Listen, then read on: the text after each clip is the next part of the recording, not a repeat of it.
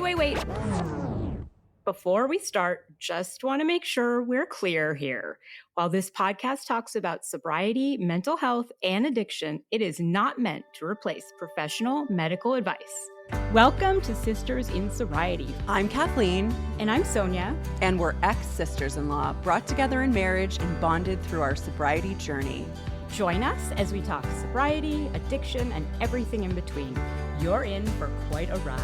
And our Substack is buzzing with amazing content, from creative mocktail recipes to insightful courses and reflective exercises.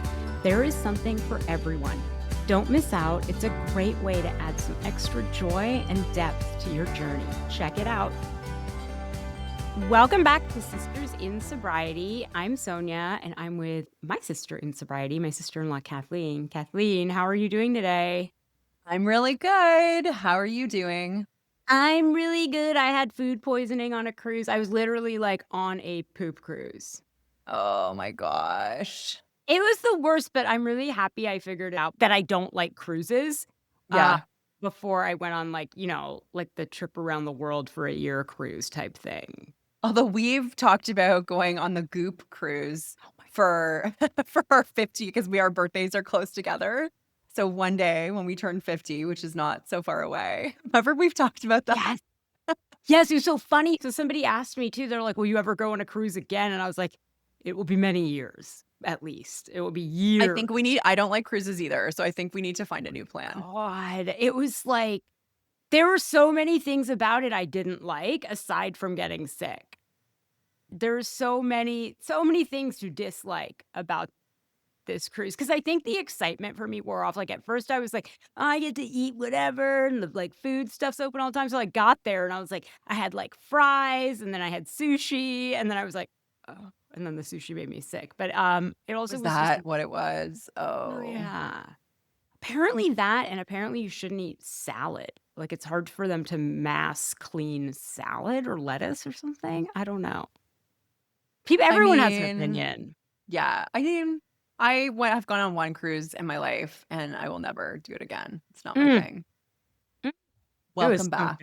Thanks. So today we are continuing our discussion about infidelity. And so the last episode we talked about what it is, how people can heal and rebuild. And today we're going to talk about infidelity and sobriety, which is a super interesting topic for me because I had a very hard time staying sober once I was cheated on. So, Kathleen, what is emotional sobriety and how does it show up in romantic relationships? So emotional sobriety is basically the ability to stay steady inside of yourself, even when life or your relationship gets rocky or bumpy.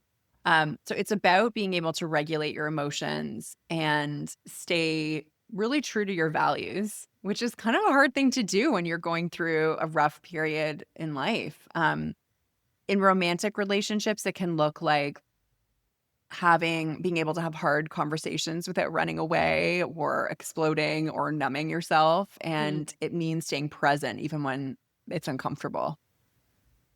So is cheating in all of its forms, is it a signal we're not in alignment? I'd say so. I mean, most of us, when we picture the kind of partner we want to be, we don't say, oh, I want to be very secretive and deceptive. Cheating usually signals a disconnect between who we want to be and what we're actually doing. It doesn't mean someone's a bad person. And I know this may be triggering for some people who have been cheated on and really do believe their partner's a bad person. But from where I sit, it doesn't necessarily mean that someone's a bad person, but it does mean that they've stepped outside of their own value system. And lots of shame can come from that because deep down we know when our actions don't line up with our values. So when a sober person who has worked, for me, so hard to live in alignment with my values, and when they feel that sort of disconnect, could that be a form, for example, of does it predict relapse? Is it an emotional relapse? What is it? Yeah, it can be. Emotional relapse isn't necessarily about drinking or using, right? It's about just slipping back into old patterns of dishonesty, impulsivity, avoidance, whatever those patterns might have been. And infidelity does check all those boxes. I often will think that, and I can't say this across the board when I see clients, but when I see clients and infidelity is present or has been present in their relationship, there are often warning signs before. So, knowing that you're not emotionally sober or emotionally healthy before, like, that is an indicator that you're more susceptible to infidelity. And when someone cheats, they're often, numbing pain or chasing escape or wanting to feel alive in some way again, which can be the same drivers often behind addiction. Okay, so it can be a form of an emotional Yes. relapse. So even though this person hasn't, like, picked up a drink, Yep. Yep. it can be Definitely. considered. Is it the impulsivity? Is it's the numbing? Is it, like, what is it that It's all makes of it. It's all of it. Like, when there's infidelity, there's deceptiveness. Like, that's what makes it honestly cheating is, like, the Yeah. deceptiveness part, right? But there's avoidance. Because think about it. If we'll use an example of, let's say you're in a marriage and someone isn't happy in the marriage. If you are emotionally sober, you're able to check in with yourself and be present with your emotions and not run away from them. And I would like to be able to think you would be able to have a conversation potentially with your partner and say, I am not happy for Mm. X, Y, and Z. It's not your partner necessarily that's making you unhappy, but there's some unhappiness within yourself.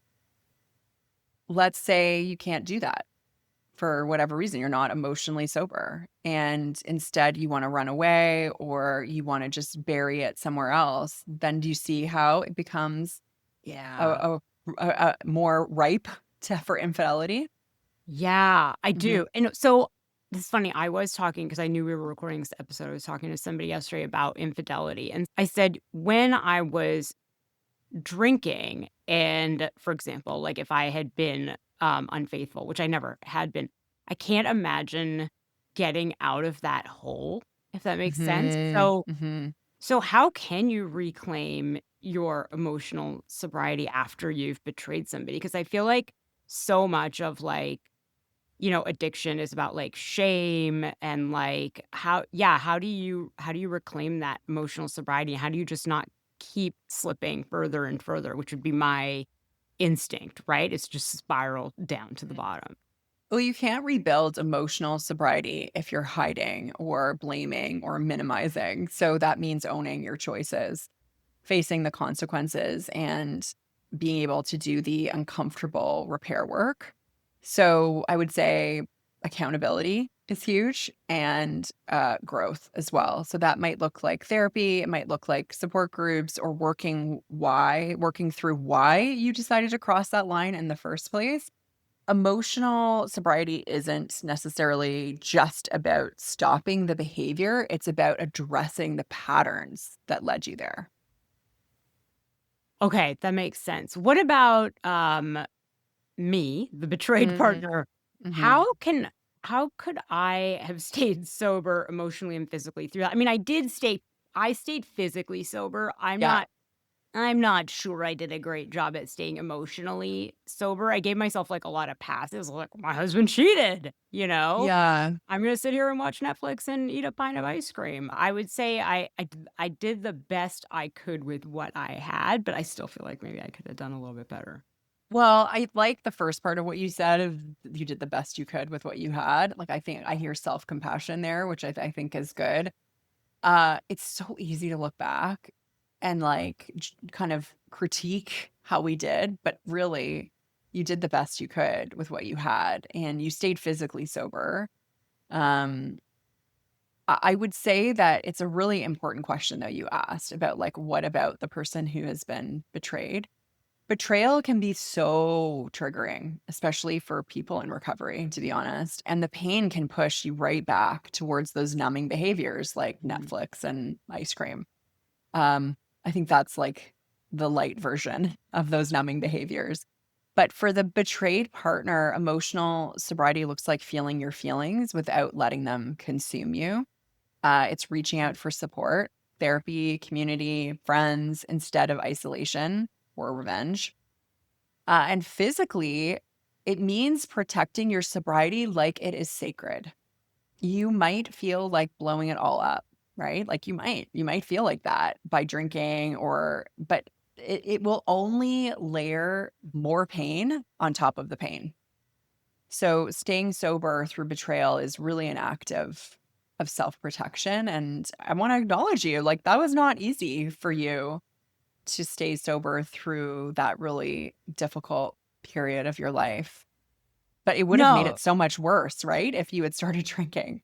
I did. I reminded myself of that when it was happening, that like this would only be worse if I was drinking. I just knew that if I was drinking, I would have been like hate texting him and that girl and being like, "Fucking hate Mhm. you. I hope you fucking die." But I didn't need to do that Mhm. necessarily, and so yeah, I think I also kind of subscribe to that like philosophy of like one day at a time. And so, like, I just need to stay sober today. I just need to make the, next best decision. And so, a lot of times the next best decision was to just not drink. Mhm. And so I couldn't really see, I think, because there's this when you're in that much pain, you can't really see that far ahead. And so, No. yeah, I'm proud of myself for staying sober through it, I think. Yeah. Yeah. Yeah, and also there was, like, sort of a more, like, interesting factor there, which was that I kind of knew that my sobriety had really affected the relationship and was probably one of the reasons, Mhm. we broke up. I'm not gonna say it's one of the reasons he cheated, but, and so it was like, "Well, he's not gonna fucking take this." You know what I mean? Mhm. Like, Yeah. "Oh, Yeah. It's like an hell act of no." defiance to stay Yeah. sober. Yeah. Yeah, it was like, "Oh, you're not gonna take this. You took Mhm. everything else. I'm not gonna let you have this." And so, yeah. So what are some tools or steps people can take if they're tempted to cheat, especially in early recovery? So if, I know a lot of times people will replace one addiction for another. Yeah. And so you're looking for that dopamine hit and like, does cheating give you that? And are people tempted to cheat more in early recovery when they're dealing with those like different types of cravings? Yeah, I think so. I think that the dopamine hit is real for sure. And when you're craving excitement, that can definitely happen. And you're relearning boundaries. Like you're relearning a lot of things early in recovery. I think we've talked about this on our show before to pause and play the tape forward, right? So imagine the fallout, the pain, the shame, the mess. And that usually can take the shine off the fantasy. This one is really good, actually. Like the pausing and playing the tape forward, if you can just take a moment and close your eyes and just imagine what it's like, not the short term, but the long term, it can really give you the ick actually about the whole thing. Reach out. So call your therapist, a sponsor if you have one, a sober friend before you do it. So secrets, they lose power when you say them out loud. And kind of look underneath the feeling, that craving. Ask, what am I really looking for right now? Is it validation? Is it escape? Is it connection? And are there healthier ways to meet those needs? And quite frankly, don't put yourself in situations where the temptation is right in your face. Like, I mean, Yeah. just don't. Yeah, that makes sense. So what would you say to somebody who feels like they've failed in recovery because of infidelity? So they've sort of given in to those like to that impulsivity and that sort of like I don't know, like dopamine seeking behavior. What would you say to them? Well, first, I'd say that you're not alone. A lot of people in recovery stumble in many different ways that aren't about drinking or drugs or infidelity, but the shame can feel just as heavy. And infidelity doesn't mean that you failed forever. It means that there's work to do. And if you use it as a wake-up call to go deeper into therapy or to strengthen your sobriety or to realign with your values, it can actually become a really amazing turning point in your recovery. The failure isn't the falling down part. The failure is refusing to get back up and do the work. Yeah, that makes sense. Okay, if we move to how to rebuild trust Mm. after infidelity, Mhm. I I personally was not able to do it. I mean, not that anyone was asking me to, you know what I mean? Because if someone had, maybe I Mhm. would have. But um, I do remember thinking at one point, if we get back together, I don't know how I'll ever be able to like sleep again or like function again. And so does it happen where sometimes the betrayed partner becomes hyper-vigilant or controlling after? And is that normal? And how do we work with that? And I think that's probably what I would have become, and I didn't want to become that. There is a huge spectrum of what happens after infidelity that's really couple specific. It's a great question. And yes, that can happen that the betrayed partner becomes hypervigilant or controlling afterwards. There's a lot of things that happen. When someone has been hurt, they start scanning for threats everywhere. And that's the tough part because hypervigilance can feel like protection, but it becomes like a prison. Mhm. So healing really starts when we recognize that control does not equal safety. Boundaries, self trust, open communication, that's what equals safety. So it's not about blame. I'm not blaming the betrayed partner here at all, but it's about gently helping them shift from reacting to choosing. It's actually a more powerful position to be in. Um, and quite frankly, I see a lot. I'm a relationship therapist, so I see a lot of couples in my practice, and therefore I see quite a bit of infidelity. And it is possible to recover. Sometimes it's not, but it is like I have seen really amazing stories of, couples who have gone through the grief and the difficulty of recovery from infidelity and have come out stronger on the other side. So it definitely is possible. Yeah. And so another thing when I look at my situation that I think I would have done is I would have just avoided conflict, right? And Yeah. so there must be a difference between actual healing and avoiding conflict. And so how can couples tell if which one they're doing? And so I had this tendency anyways to avoid conflict and to just be like, "Oh, everything's okay." So what happens after infidelity, and when are people avoiding conflict? Are they healing? How can they tell the difference? Such a powerful distinction to be made. And so avoiding conflict, yeah, it can look like peace on the surface, but it's just there's resentment brewing underneath. And so I think that like if we think about it as like a texture, healing has a different texture. It's really uncomfortable at times, but there's also freedom in it. You can start having more honest conversations, Hmm. even if they're messy. You're able to sit with discomfort without needing to fix it right away. One way to tell is if you're both able to talk about the infidelity without spiraling or shutting down every time. That's a big sign of actual healing. And by the way, let me just say early on, like in the days, weeks, months, and like potentially year following infidelity, there still might be spiraling and shutting down every time. But when you can have a conversation about it, I'm not going to say it's an easy conversation, but without the spiraling or shutting down, I think that's a big sign of healing that's happened. Yeah, that does sound like a Mhm. big sign of healing. That's funny. I have made some like promises to myself that if I get into like another serious relationship that I'm not going to avoid conflict and I'm not going to avoid like certain conversations that I think would be uncomfortable, especially things like about sex, right? I don't ever remember having an honest conversation about sex with my ex. That's a hard topic. And I It think as is. women too, like there is something where we're not conditioned maybe to ask for what we want or to, I don't know. Like my therapist says this too. She's like, sex is not just about the male orgasm. Like, for some reason, we're, like, No. conditioned to think that that's what it's about. Like, it's, like, this goal-oriented. Yeah, thanks patriarchy, thanks porn. Yeah. Exactly. Yeah, Yeah, that's a and whole other subject that we could delve yeah, yeah, into. yeah, yeah, and again, like we said, like, I don't think infidelity is not necessarily related, to sex in a marriage, and, like, that's not why people Mhm. it is something I told myself after because it was like, "Wait, I've been, like, sitting here having, like, mediocre sex for 15, 20 years, and this fool still cheated? What the fuck?" Yeah.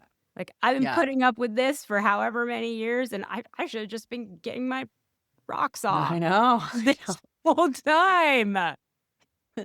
Meanwhile, this guy's, like, watching porn and trying to, like, reenact it with me, and I'm just like, "This sucks. Yep. What is this guy doing?"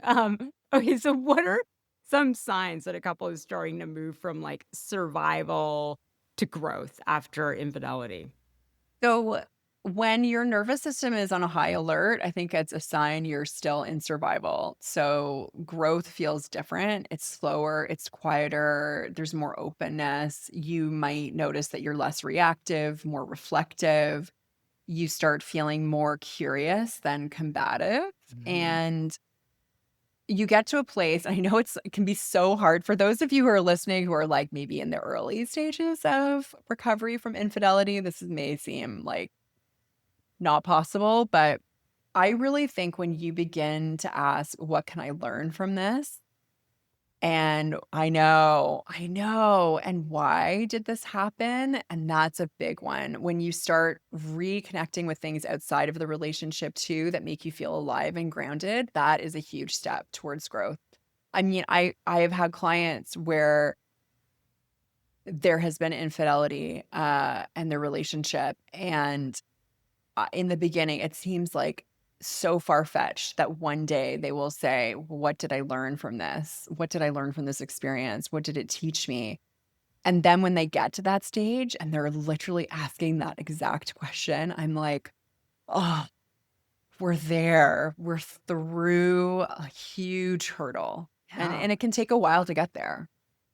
Is that something that you focus on with clients that decide to stay in the relationship? Or is this for, like Yeah, both for sure. I don't focus on it necessarily because early on in therapy, post infidelity, if I was to say, "Well, what are you learning?" Like, right, they'd be like, "Fuck you." Yeah. Like, "Fuck off." Like, "Don't ask me that question."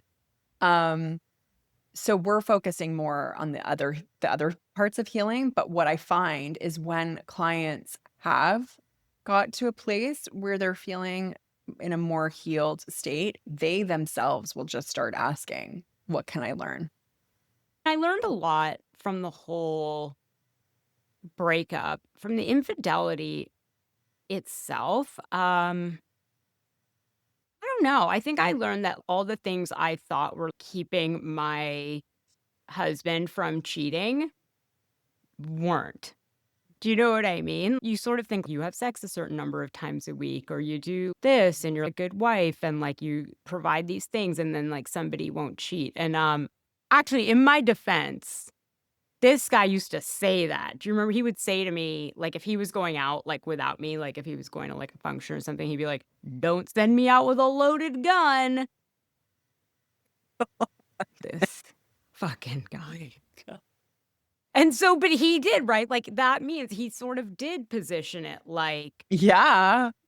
this Oh is my your god. duty to fulfill I'd be so that like, "You can unload the gun yourself, bro." Like, my god, I never even thought about saying that. I Or like know. I mean, he can definitely unload the gun himself. What the or hell? put like a gun law. It's so funny. So I'm dating this guy, and so he's in like healthcare, and he went to like a healthcare convention, and he was like getting like swag, right? And so the swag is like Narcan and like back scratchers and stuff. One of the things he's like showing me the bag of stuff, and there's like gun lock in it. It's like, why are they giving away gun locks at a healthcare convention? This is the difference. So you live in the United States and I live in Canada, America. and we would never get a gun lock at a conference Well, in Canada. I don't even know what this thing does. And then I was watching Netflix, And there was a scene in a trial and they held up the gun and there's a gun lock in it. So it's almost like a ropey type like thing that goes through the chamber and everything and like locks it so you can't engage the trigger. That is nuts. Speaking of, but he would also say things like, "This dick is getting sucked by somebody." Oh my God, Sonia. Oh, this guy is like the Oh my God. I did not know this. That is extreme. yeah. I mean, No. so I mean, I think that through Can we say we've learned you're better off without him? for sure, but I think what the problem is that I was sort of given the idea that it was my job to fulfill this, and if I didn't, then he could essentially cheat, right? Ugh. And the interesting thing about this motherfucker was that I did all those things and he still cheated, Mm-hmm. right? Mm-hmm. So I think that's something I learned, which is like, you are not entitled to cheat if certain things don't happen, right? Like No, you're for entitled to sure. communicate. Yeah. And so I think there is this thing where women feel like that too. I felt like the thing about the cheating was that it was embarrassing, that it like reflected on me. Mm-hmm. That they're like, well, she must have been terrible for him to cheat, or she must have not been having sex with him. And it's like, no, none of that is true. So what if somebody is still in it, right? So what if we could go back to like the day after, like that I found out and I was like raw and angry and heartbroken? What is one small thing they can do to stay emotionally sober? I just like, it's such an awful place to be in, that heartbroken, raw place. And you're not broken, you're in pain. And that pain deserves care. So, one small thing you can do today, I would say focus on one thing that grounds you, like literally just one. It can be taking a walk without your phone or just breathing deeply for a few minutes. It can mean something different to anyone. It can mean like making a tea and just sitting and crying, honestly. Emotional sobriety isn't about suppressing feelings. Like it's really about staying present with them without letting them take the wheel. So, any small grounding practice, like gently moving your body, journaling, like I said, taking a walk, or just breathing deeply for a few minutes, sometimes that's all you're going to be able to muster up right after. So I would say that's one thing. I totally agree with it. I totally agree with the small Mm-hmm. things. So I remember journaling around that time, and sometimes all I could journal was this motherfucker. Fuck this guy. Sometimes that was my journal entry.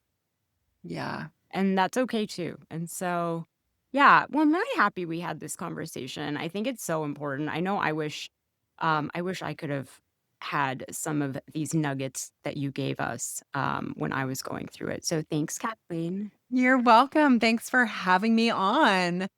And thank you all for listening to Sisters in Sobriety, and we will see you next week.